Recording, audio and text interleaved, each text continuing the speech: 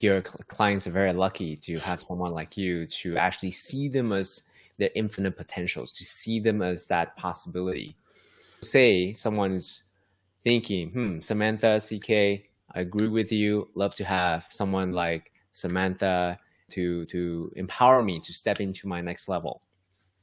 But there are 7 billion people in the world. How do I recognize a Samantha CK Yeah. who have an empowering listening of who I am as my infinite potential versus my limitations?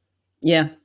I think you could say the same thing about walking into an old school library where there's all these books in there. It's like, there's a book in there for you. But how do I find it? Well, why don't you just walk for a minute? Why don't you just walk? Just pay attention to where you feel like you're led. My husband and I have this kind of, over the course of our relationship of 20 years, we have this. Yeah, thank you. That's something. Yeah. So we had a thing that was, I'm an intuitive driver. If I don't have the directions, I can find a thing. But when he doubts it, it ruins it. It breaks the spell. So at the beginning of our relationship, and he would be like, I don't know how you found this. I'd be like, oh, either. I just found it. And then somewhere along the middle, when we do our road trips, he would start to say, well, you don't know where we're going, do you? And I'd be like, I don't. And then it would break it.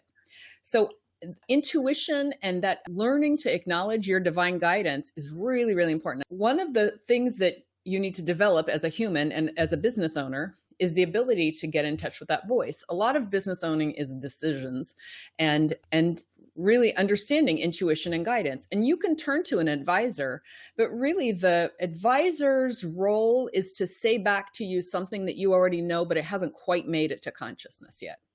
So a lot of times when somebody tells you something, and I think this is really important because I've worked with people before who will tell me stuff and I trust them. They are my advisor and I'm working with them for a certain duration. And some of their advice I'll accept. And some of it I'm like, okay, I know you believe that, but that's not right advice for me.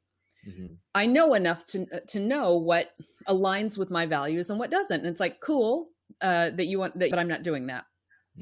It's not that I'm uncoachable. That's not a fit. And I'm aware enough of that. So I think if somebody is looking for who's the right mentor for them, just raise your radar and set the intention, send up the intention to the universe. Like, I'm looking for a mentor and I wonder what's out there. So I think of it as like a little buffet platter when they're kind of bring you a little thing and there's like all different kinds of food on it. I'm asking the universe to bring me the universal buffet platter of mentors. And you'll notice that people will pop up and you'll be like, oh, cool. I just realized that's a mentor.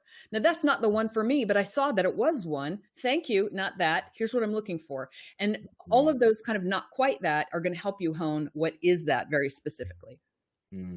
I love that. So I'm starting to see a theme of process of elimination. What I heard you said is, first of all, set an intention. Yeah. What is it that you want? Even if you don't know exactly what it looks like yet, set an intention and start pulling that thread of curiosity. Just be curious about what's showing up.